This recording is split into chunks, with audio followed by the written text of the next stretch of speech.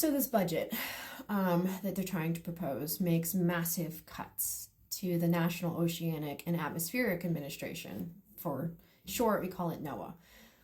One of the agencies, sub-agencies rather, that's going to be most devastated by these cuts is the National Hurricane Center and all of their affiliates that create and feed the data that helps us model hurricanes. And we've actually gotten quite good at modeling hurricanes. The one kind of area that we've been struggling is projecting rapid intensification when there's really, really warm water. But we've been improving that thanks to this consortium of resources that has been available and funded through NOAA. They want to cut almost all of those. They want to just completely eliminate the Oceanic and Climate Research Office. They're eliminating, oh my God, these words sound ridiculous. Does this not sound fucking ridiculous to anybody?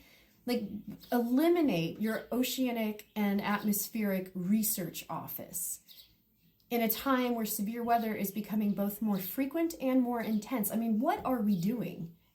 What are we doing?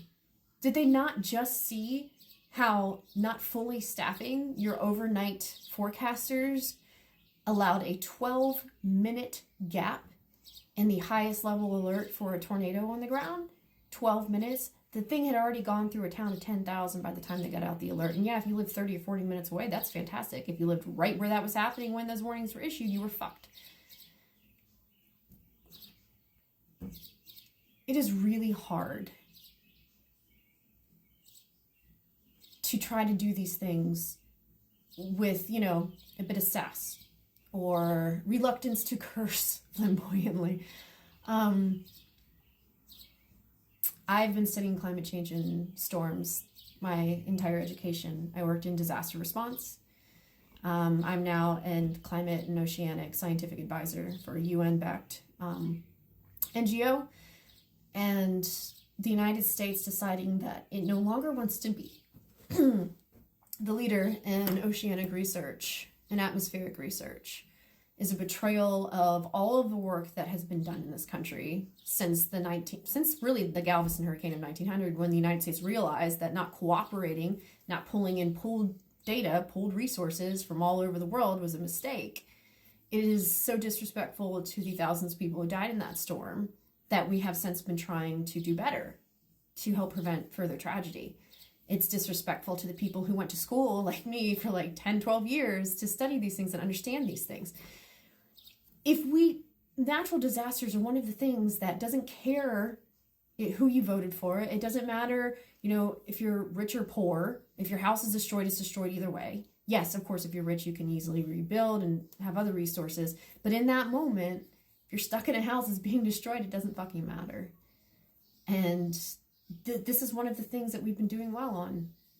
It is completely and absolutely and totally insane and unnecessary to cut our Oceanic and Atmospheric Administration the way that they're planning. A couple of former heads of the National Hurricane Center were interviewed for a local Miami outlet. One of them was crying. He had been on the job, I think, 28 years as an oceanic engineer. He was crying in his interview, afraid of what was going to happen if these cuts went through. And he literally said, they're going to get people killed. That's what's happening. It's not an abstract thing. It's already happened, and it's going to continue to happen. And frankly, I don't even know what to tell people. I wish I had some grand advice to give you to counteract these measures, but our government's already been hijacked by some of the lowest IQ illiterate dumb fucks on the planet. I mean, Kristi Noem doesn't even know what habeas corpus is. I learned that in the 5th grade in Mississippi, of all places, the lowest education state in the country. And I know more about the Constitution, and I've never been a governor. I've never been a political appointee to anything of that nature. Hell, you could watch a couple episodes of Law and Order and know more about the U.S. Constitution and civil rights than this dumb bitch does. This is why I don't curse, because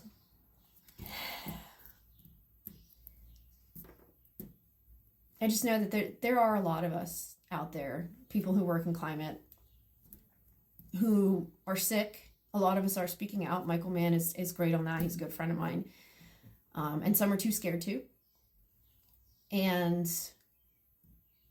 I can't help but sit here and think, how much worse we are than almost Nazi Germany, because not only are we committing and funding a genocide in another country, but they at least invested in science and infrastructure.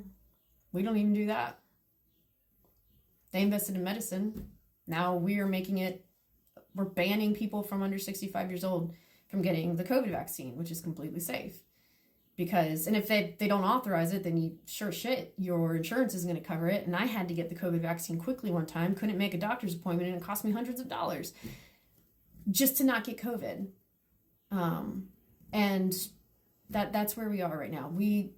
I wish to say we have the dumbest people alive running things, but the fact is the people who are actually running it, like Stephen Miller, Voldemort, or what, snake and skinless just creep, he's not stupid. He just knows that they're giving red meat to the stupid people, and they appoint stupid sycophants to do their bidding. And we're all just still trying to survive. Trying not to go to jail. Trying not to get spied on. Trying not to step out of line so that we don't have to pay personal consequences for what an actual revolution would cost us. And at some point, because of that, it's going to be too late. I wish I had a better answer. I wish I could do more than just tell you what's happening.